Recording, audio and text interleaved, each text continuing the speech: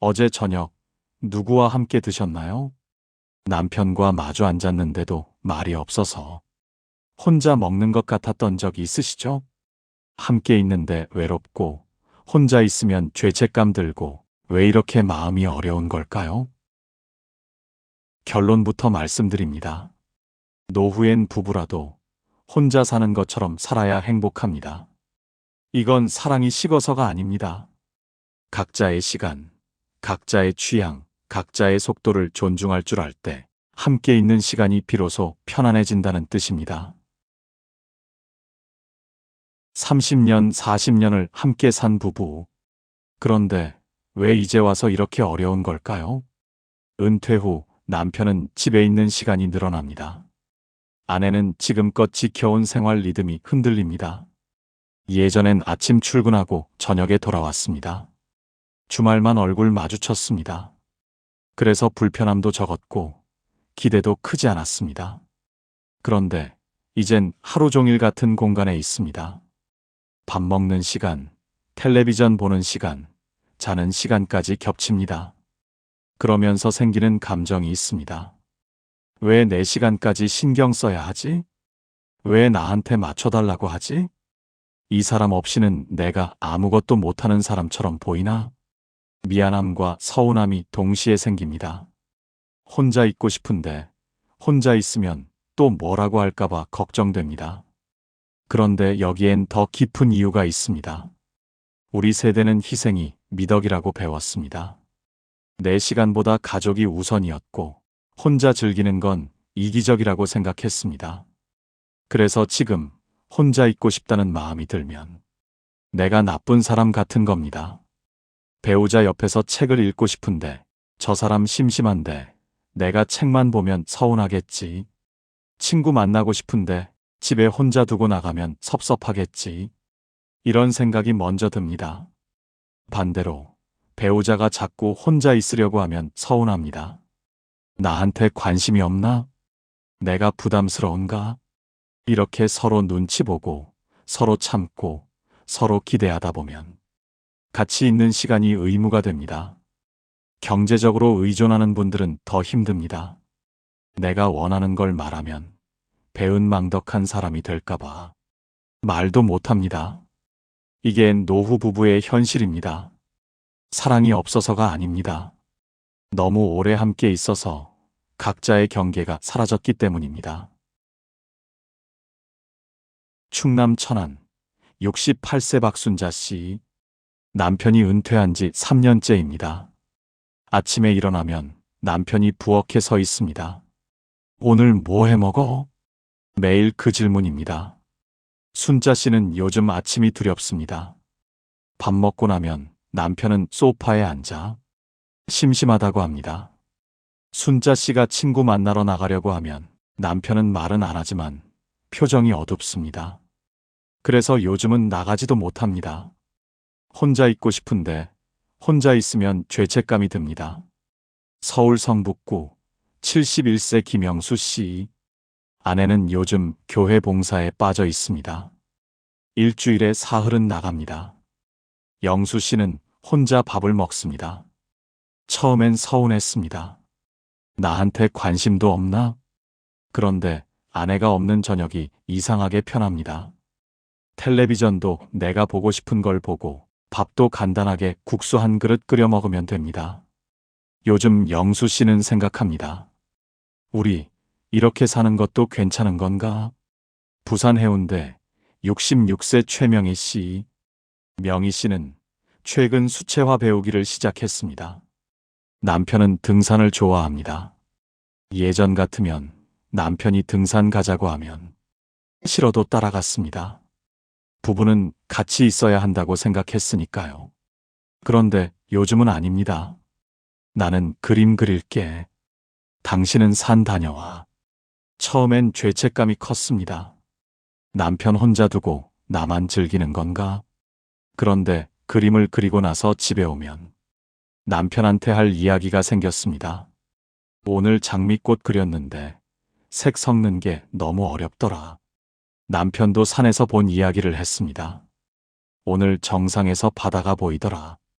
따로 시간을 보내니까 대화가 생겼습니다. 억지로 만든 대화가 아니라 진짜 하고 싶은 이야기가 생긴 겁니다. 1. 혼자 있는 시간이 있어야 함께가 편안합니다. 많은 시니어 부부가 오해합니다. 부부는 뭐든 함께 해야 한다. 이게 사랑이라고 생각합니다. 그런데 심리학에서는 이렇게 말합니다. 건강한 관계는 융합이 아니라 독립된 두 사람의 연결이라고. 각자가 온전할 때 관계도 온전합니다. 생각해 보세요. 당신도 가끔 혼자 있고 싶을 때 있지 않나요? 그게 상대가 싫어서였나요? 아니죠. 그냥 숨 좀 쉬고 싶었던 겁니다. 배우자도 마찬가지입니다. 혼자 있고 싶다는 건 당신이 싫어서가 아닙니다. 자기 자신을 지키고 싶어서입니다. 혼자 있는 시간이 없으면 사람은 지칩니다. 같이 있는 시간마저 의무가 됩니다. 노후엔 나만의 시간이 필요합니다. 그래야 함께 있는 시간이 편안해지고 서로가 고마워집니다. 혼자 있고 싶다는 말은 배신이 아닙니다. 나를 지켜서 당신한테 더 잘해주고 싶다는 뜻입니다. 은퇴 후엔 24시간 함께 있게 됩니다. 나만의 시간이 없으면 둘 다 숨이 막힙니다. 나이가 들수록 에너지가 줄어드는데 그 에너지를 회복할 시간이 필요합니다. 하루에 1시간이라도 좋습니다. 제각각 방에서 개별적인 시간을 가지세요. 혼자 있고 싶어라고 말하지 마세요. 그 말은 상대를 거부하는 것처럼 들립니다. 대신 이렇게 말하세요. 나는 이 시간에 책 읽을게. 나는 이 시간에 산책 다녀올게. 구체적으로 말하면 상대도 이해합니다. 2. 취향도 대화도 억지로 맞출 필요 없습니다. 부부는 취미도 같아야 하고 대화도 많아야 한다고 생각합니다. 그런데 정말 그런가요? 당신은 독서를 좋아합니다. 배우자는 운동을 좋아합니다. 그럼 따로 하면 됩니다. 억지로 맞추지 마세요. 50년을 살아도 취향은 다를 수 있습니다. 오히려 따로 좋아하는 걸 하면서 살면 만났을 때 할 이야기가 생깁니다. 오늘 이런 책 읽었는데 이런 내용이 있더라. 오늘 산에 갔는데 진달래가 피었더라. 제각각의 세계가 있으면 대화가 풍성해집니다. 반대로 같은 일만 하고 같은 곳만 가면 할 이야기가 없습니다. 침묵이 어색해집니다. 그리고 말입니다. 같이 있는데 말이 없으면 뭔가 문제가 있다고 생각합니다. 그런데 아닙니다. 30년, 40년을 함께 살면 할 말이 없을 수도 있습니다. 그게 자연스러운 겁니다. 침묵이 불편하지 않은 관계. 그게 진짜 편안한 관계입니다. 말을 억지로 만들지 마세요. 오늘 날씨 좋네 같은 말로 침묵을 채우지 않아도 됩니다. 침묵도 함께 나누는 시간입니다. 은퇴 후엔 새로운 이야기가 없습니다. 회사 일도 없고 사람 만나는 일도 줄어듭니다. 그러니 할 말이 없는 게 당연합니다. 억지로 대화를 만들려고 하면 둘 다 피곤합니다. 일주일에 하루는 혼자 원하는 일을 하세요. 배우자에게 보고하지 마세요. 허락받지도 마세요. 당신의 시간은 당신 것입니다. 저녁에 함께 텔레비전 보면서 말을 안 해도 괜찮습니다. 왜 말이 없어? 라고 묻지 마세요. 침묵도 함께하는 방법입니다. 3. 밥을 꼭 같이 먹을 필요는 없습니다. 한국 문화에선 밥이 중요합니다. 밥은 같이 먹어야 한다. 혼밥은 외로운 사람이 하는 거다. 그런데 노후엔 다릅니다. 아침에 일어나는 시간이 다르면 따로 먹으면 됩니다. 점심에 당신은 국수가 먹고 싶고 배우자는 밥이 먹고 싶으면 따로 먹으면 됩니다. 저녁은 함께 먹어도 좋고 가끔은 혼자 먹어도 괜찮습니다. 밥을 같이 먹는 게 사랑이 아닙니다. 서로 편안하게 먹을 수 있는 게 사랑입니다. 어떤 날은 당신이 늦게 일어나고 어떤 날은 배우자가 일찍 나갑니다. 그러면 밥 시간이 안 맞습니다. 그럴 때 억지로 맞출 필요 없습니다. 나 먼저 먹을게 하고 먹으면 됩니다.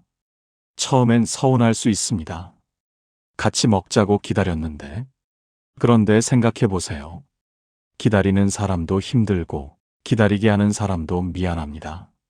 차라리 제각각 편한 시간에 먹는 게 둘 다 편합니다. 나이가 들면 입맛도 다르고 식사 시간도 다릅니다. 소화력도 다르고 먹고 싶은 것도 다릅니다. 억지로 같이 먹으면 하나는 참아야 합니다. 그게 쌓이면 스트레스가 됩니다. 오늘 점심은 따로 먹어보세요. 나 혼자 먹을게라고 말하지 말고 오늘 점심은 냉장고에 있는 거 먹을게라고 가볍게 말해보세요. 저녁은 함께 먹되 메뉴는 달라도 괜찮습니다. 당신은 죽, 배우자는 밥. 그것도 괜찮습니다. 4. 경제적 독립은 정서적 독립입니다.